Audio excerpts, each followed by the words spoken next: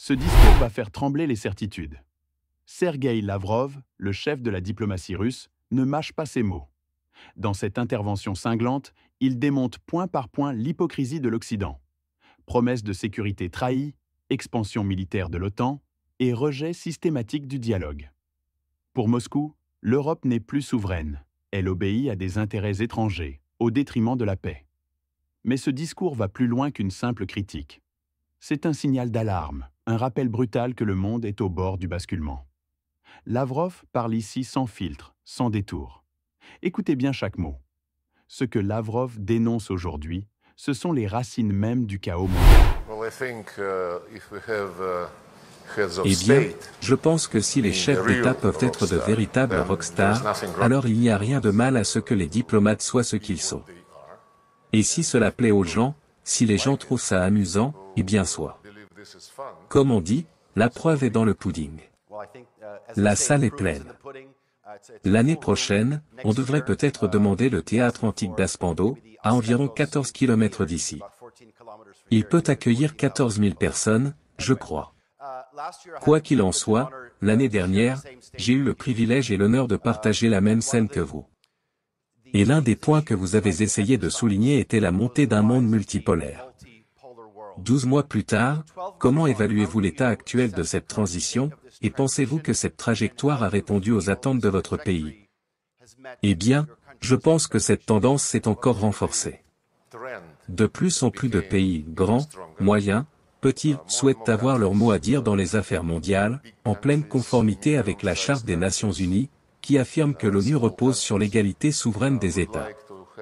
Et de plus en plus de pays veulent déterminer eux-mêmes leur destin, être traités équitablement, bénéficier d'une concurrence loyale en matière d'économie, de commerce et dans d'autres domaines, conformément aux principes de la mondialisation promus pendant des décennies par nos amis occidentaux, en particulier les États-Unis.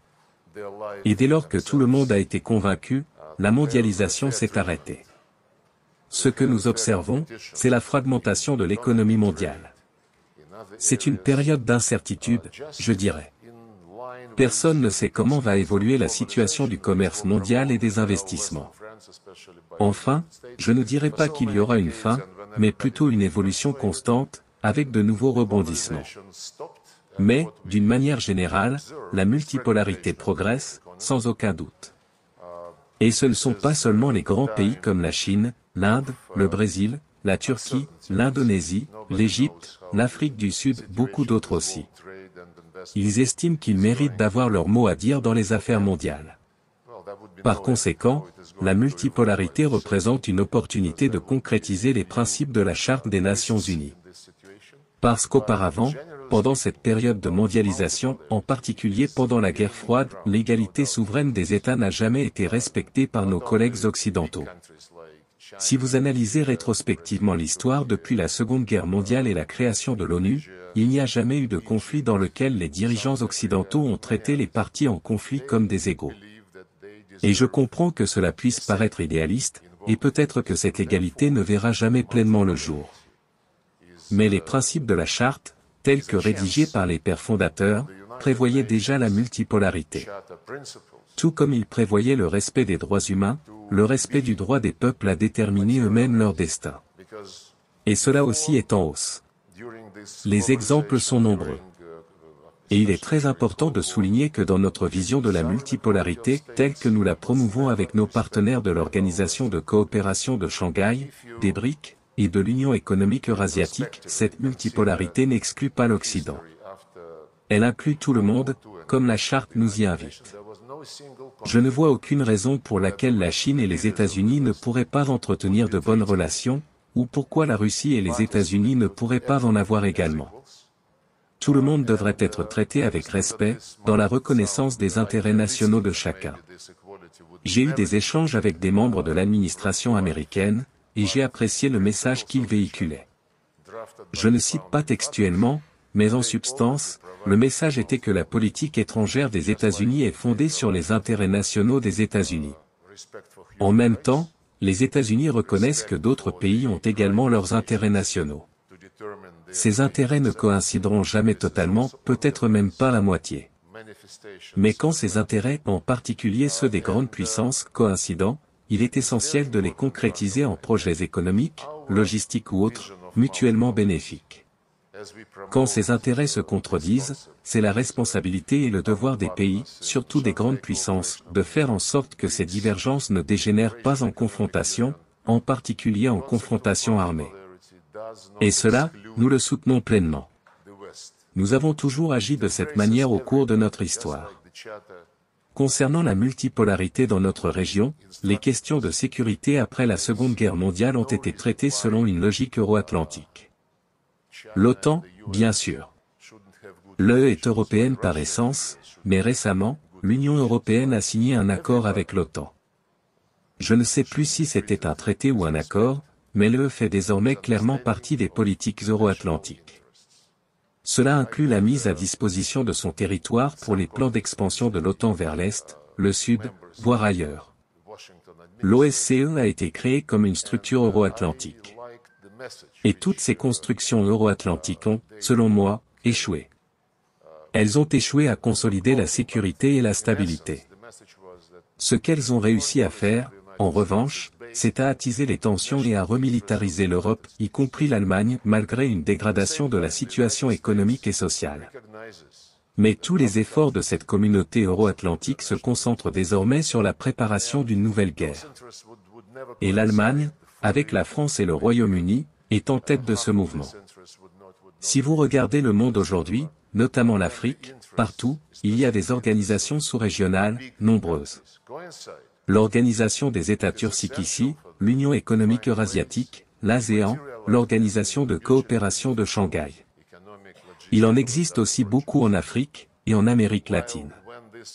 Mais l'Afrique et l'Amérique latine ont aussi des structures continentales, l'Union africaine et la CELAC. En Eurasie, il n'y a jamais eu quelque chose de semblable. Et comme je l'ai dit, les seules tentatives de créer un projet unificateur d'ampleur ont été fondées sur le concept euro-atlantique. Le président Poutine, lorsqu'il s'est exprimé l'an dernier au ministère des Affaires étrangères, a proposé d'envisager une discussion sur une architecture de sécurité potentielle pour le continent eurasiatique. Une architecture où tous les pays, sans exception, y compris la partie occidentale du continent, seraient invités à participer. Où toutes les structures régionales seraient également conviées. En fait, nous avons déjà commencé, il y a plusieurs années, à bâtir des passerelles entre l'Organisation de coopération de Shanghai, l'Union économique eurasiatique et l'ASEAN. Nous avons également prévu des contacts entre ces groupes et, par exemple, le Conseil de coopération du Golfe, qui est à la fois une organisation de sécurité et une organisation économique. Il y a environ 10 ans, nous avons commencé à construire ces ponts, sans intention sécuritaire à l'époque, il s'agissait de coopération économique, logistique, de recherche de synergie. Et ce processus est prometteur. Nous l'appelons le Grand Partenariat Eurasiatique. Et cela constitue une sorte de fondation matérielle potentielle pour un futur système de sécurité ouvert à tous les pays et organisations représentatives du continent eurasiatique. Donc, je pense que nous sommes favorables à une discussion interactive, et avec votre permission, je vais m'arrêter ici. Non, non, je vous en prie. Est-ce que vous pensez que l'échec vient de l'Occident ?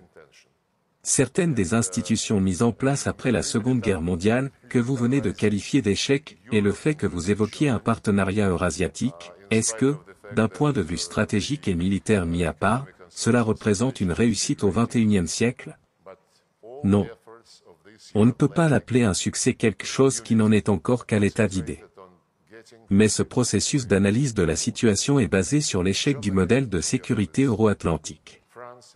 L'OTAN aurait dû être dissoute dès la disparition de l'Union soviétique et du pacte de Varsovie. À l'époque, des voix s'élevaient déjà en Occident pour dire, les gars, concentrons-nous maintenant sur l'OSCE, donnons-lui un élan, rassemblons-nous dans une seule organisation. NATO ? Les promesses faites à Gorbatchev, puis à Yeltsin. Il y a des mémoires où certains demandent, pourquoi ne pas avoir exigé de garanties écrites quand Jim Baker a dit que l'OTAN ne s'étendrait pas d'un pouce vers l'Est ? Ma réponse m'est venue récemment. Dans l'histoire russe, depuis le XVIIe ou XVIIIe siècle, quand le commerce prospérait, personne ne signait de contrat. On se serrait la main. C'était une parole donnée, un honneur. Et elle n'était jamais trahie. Donc peut-être que ceux qui dirigeaient l'OTAN à l'époque n'avaient aucun ancêtre dans l'ancien empire tsariste, ce n'est pas ma faute, et n'ont pas hérité de ces traditions. Mais l'OTAN non seulement a survécu, elle a été proclamée comme l'unique organisation capable de garantir la sécurité. En 1999, à Istanbul, le sommet de l'OSCE adopte une déclaration solennelle affirmant que la sécurité est égale et indivisible. Oui, chacun a le droit de choisir ses alliances de sécurité, mais cela ne doit pas se faire au détriment de la sécurité des autres. Ensuite, la déclaration a été encore plus explicite, aucun pays, aucun groupe de pays, aucune organisation ne peut revendiquer la domination dans l'espace euro-atlantique de l'OSCE. Et pourtant, l'OTAN faisait précisément cela. Quand Poutine est arrivé au pouvoir, il n'a cessé de prévenir du danger que cela représentait. En 2007, à Munich, si vous réécoutez ce discours aujourd'hui, il était malheureusement très clairvoyant. Puis, en 2008, au sommet de l'OTAN à Bucarest, suivi d'un sommet Russie-OTAN, j'y étais avec le président Poutine. Là, l'Allemagne et la France ont empêché qu'une décision officielle soit prise pour entamer les négociations d'adhésion de la Géorgie et de l'Ukraine à l'OTAN. Mais dans la déclaration, on a quand même écrit que la Géorgie et l'Ukraine seront dans l'OTAN. Quand Poutine a demandé à Merkel quelle était la différence, elle a répondu « Non, non, non, c'est juste une déclaration politique. Ce que nous avons évité, c'est une procédure juridique. » Mais franchement, c'est puéril. Ensuite, la déclaration a été encore plus explicite. Aucun pays, aucun groupe de pays, aucune organisation ne peut revendiquer la domination dans l'espace euro-atlantique. Mais dès l'instant où les Américains ont décidé que l'OTAN serait leur instrument principal, d'ailleurs, l'OTAN et leur projet, ils ont tout simplement ignoré cette déclaration. Le ministre des Affaires étrangères français de l'époque, Hubert Védrine, a déclaré que ces engagements n'avaient pas été inscrits juridiquement, et qu'il n'était donc pas nécessaire de les suivre. Et ce n'est pas moi qui ai inventé ça. Ce sont ses propres mots. Alors, dans ce contexte, le modèle de sécurité euro-atlantique, tel qu'il a été bâti, est tout simplement non fonctionnel. Il a conduit à l'isolement de la Russie, puis à la confrontation. Et maintenant, l'Europe s'arme activement, l'OTAN pousse à l'Est, les États-Unis placent leurs bases, leurs missiles, leurs systèmes radars et leur personnel militaire dans toute l'Europe, de plus en plus près des frontières de la Russie. Cela ne peut être accepté, surtout après les promesses non tenues. Et c'est précisément pour cela que la proposition de construire un système de sécurité en Eurasie, inclusif, non idéologique, respectueux des intérêts de tous, non dirigé contre quiconque, est la seule voie logique à suivre si nous voulons éviter de répéter les erreurs tragiques du passé. Et je le répète encore, nous n'excluons personne. L'Europe est une partie du continent eurasiatique. Nous sommes prêts à discuter. Mais tant qu'ils se considéreront comme supérieurs, comme des maîtres du monde civilisé face à un reste barbare, tant qu'ils continueront à dicter leur vision des choses, les conflits ne feront que s'aggraver. Et voilà. Ce que vous venez d'entendre n'est pas un simple discours diplomatique. C'est un acte d'accusation en règle contre l'Occident, prononcé par l'un des hommes les plus influents de la diplomatie mondiale. Ce n'est pas un cri de guerre, c'est un signal d'alerte, lancé à ceux qui, en Europe, font semblant de ne rien voir. Car Lavrov ne se contente pas de dénoncer les faits, il raconte l'effondrement de l'ordre de sécurité en Europe, un effondrement dont, selon lui, l'Occident porte l'entière responsabilité. Les promesses faites à la Russie, après la chute du mur de Berlin, n'ont pas été tenues. L'OTAN s'est élargie, non pas pour garantir la paix, mais pour encercler progressivement Moscou. Les dialogues de sécurité? Écartés. Les propositions russes? Ignorées. Et aujourd'hui, on fait mine de s'étonner que la Russie adopte une posture défensive et, dans certains cas, offensive. Mais ce discours va plus loin. Il touche un point essentiel, la souveraineté de l'Europe. Lavrov dit, en substance, ce que beaucoup pensent tout bas, les capitales européennes ne décident plus pour elles-mêmes. Elles suivent une ligne dictée depuis Washington, même lorsque cela va à l'encontre de leurs propres intérêts stratégiques, économiques, voire civilisationnels. Et c'est là, peut-être, le message le plus glaçant de ce discours, l'Europe a cessé d'exister comme acteur autonome. Elle est devenue un champ de bataille idéologique et militaire dans un affrontement qui la dépasse. Et pendant ce temps, les peuples européens, eux, paient la facture. Crise énergétique, inflation, sanctions à double tranchant, perte d'influence diplomatique. Tout cela, Lavrov le met en lumière. Il tend un miroir à l'Occident, et ce miroir renvoie une image inconfortable, celle d'un monde occidental qui a trahi ses propres principes, qui parle de paix tout en alimentant les guerres, qui se présente comme défenseur du droit international tout en le violant quand cela l'arrange. Mais le plus inquiétant, c'est l'avenir qu'il dessine. Car derrière cette critique froide, Lavrov nous avertit, si l'Occident continue sur cette voie, la confrontation deviendra inévitable. Pas uniquement une confrontation militaire, mais une rupture civilisationnelle, un monde divisé en blocs, en silos, sans plus aucun pont, sans dialogue possible. Un monde où la diplomatie ne serait plus que théâtre, et la guerre, une issue logique. Alors, que faire? Ce n'est pas à Lavrov d'y répondre, et il ne le fait pas. Mais il place la responsabilité sur nos épaules. À nous, Européens, à nous citoyens, intellectuels, responsables politiques, d'ouvrir les yeux, de poser les bonnes questions, et de ne plus accepter que la souveraineté de nos nations soit bradée sur l'autel d'une solidarité atlantiste qui ne profite qu'à une seule puissance. Et là est toute la force de ce discours, il dérange, il provoque, mais surtout, il force à réfléchir. Il ne s'adresse pas seulement au gouvernement, mais au peuple. Il appelle à une prise de conscience collective. À une reconquête de notre liberté de penser, de notre capacité à dialoguer avec ceux que l'on désigne comme des ennemis, sans même avoir essayé de les comprendre. Alors maintenant, à vous de jouer. Que pensez-vous des propos de Lavrov? Est-ce un discours de vérité, ou une habile manipulation? L'Europe est-elle encore souveraine, ou simplement alignée? Le débat est ouvert, et c'est ici, dans les commentaires, que ça commence.